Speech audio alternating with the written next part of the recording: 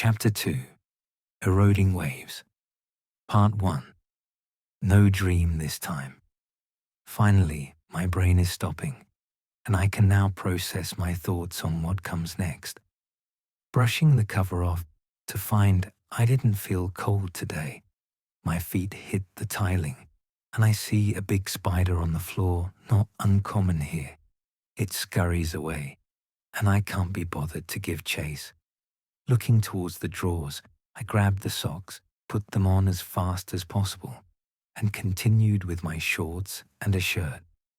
I go downstairs and find there is no one around, which is not uncommon.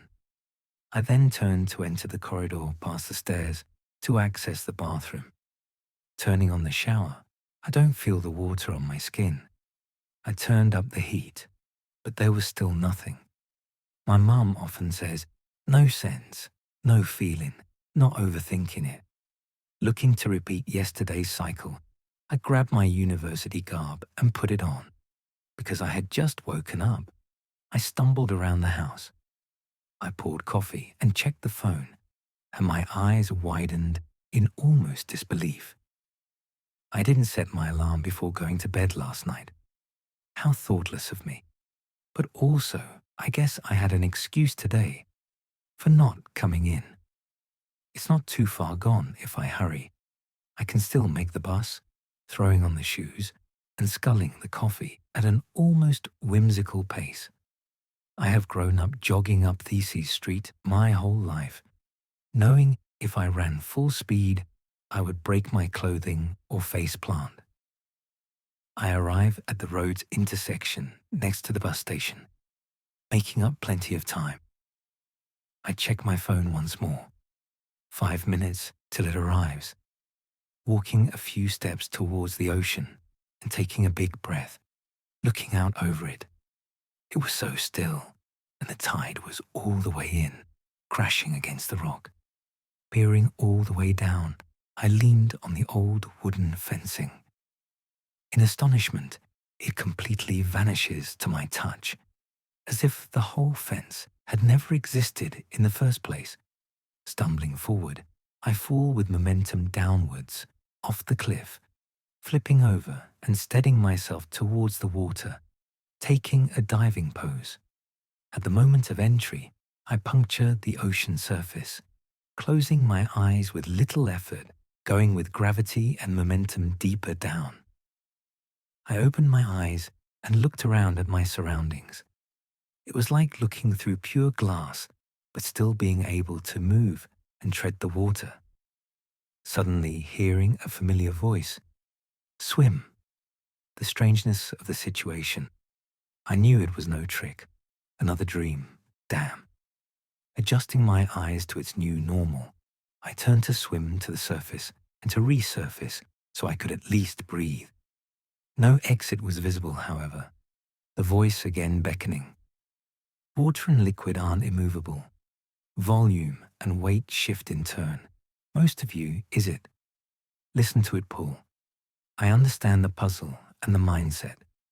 I am buoyant and feel a pull towards the path of least resistance.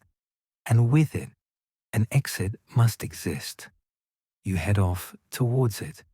As you get closer, you make out a crack in the glass of the unknown environment. It gives off a reflection of a familiar, comforting place. You finally break the tension of the water and inhale a deep breath, starting to cough profusely as you pull yourself up and onto solid ground. Quickly, your eyes darting around the area where you had just surfaced. It was your home. Or was it? The house itself was floating, like it was its own boat. I peer out the windows. In and out of a water realm. Whole rooms and areas of the house succumbing to partial flooding, then emptying in and out like beach waves ending on the sand. Voda enters from upstairs, coming from the direction of your room. It feels like he has fully downloaded you, and it is as if he knows your full story. The words Voda speaks reverberate around the open kitchen where you kneel, catching your breath still. Leave here. It will take your very name to do so. A sad expression crosses his face, like he's been here before, like he knows pain similar to mine. This must have been the expression the woman from the bus saw. In a state of panic, you stand up, wanting to know what he had seen in my bedroom, rushing upstairs, running upwards and flinging open the door to your room, instantly met with a rush of water sucking and swirling you around like being hit by a wave pulling you through the frame. Flipping around in the water, it finally spits you up, finding your footing while panting with your hands on your knees. You take it in where you have arrived, and completed foreign planet surface seemingly covered in water. The liquid coloring has a quartz-like tinge while still being somewhat transparent. It shimmers the same as the rare stone, with bios shifting and warping into different shapes as it moves. My shoes are encapsulated and drenched with the substance. Shifting your body, you see Voda behind you, undeterred, giving you a massive shock and letting a gasp. Voda lets out a laugh. Most races don't dive into the water and go splat on the surface at the beginning of this dream. You intrigue me, human,